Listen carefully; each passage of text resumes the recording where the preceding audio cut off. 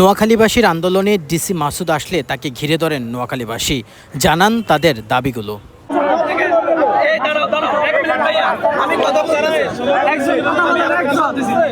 আপনারা আমাদের নোয়াখালীর অ্যাম্বুলেন্সের উপর হামলা হয়েছিল গত কিছুদিন আগে। আপনি আমাদের নোয়াখালীর লাশ ভাই প্রমাণ আছে, অনেক প্রমাণ আছে।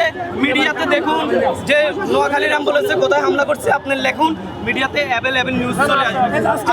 হ্যাঁ, অ্যাম্বুলেন্স আমরা আপনারা দেখতে আজকে মনে হয় 100 অ্যাম্বুলেন্স আমরা চালানো এখানে সব কাছে একটু সামনে ধরে আচ্ছা একটু না আপনার দায়িত্ব এখন আপনি সরকারের কাছে, সরকারের কোনো আমি তোমাদের নেতৃত্বে যারা আছে, যে আমি আছি আমাদের বাবুর থেকে শুরু করে নোয়াখালী জেলার যারা তোমাদের এটা প্যাট্রোনাইজ, তোমাদের সাথে আমার কথা হয়েছে, একটু আগে কথা হয়েছে, তোমাদের সাথে কথা বলতে সবাই যেন হচ্ছে এদিকে থাকে, তাহলে কি মানুষের দুর্ভোগ হবে।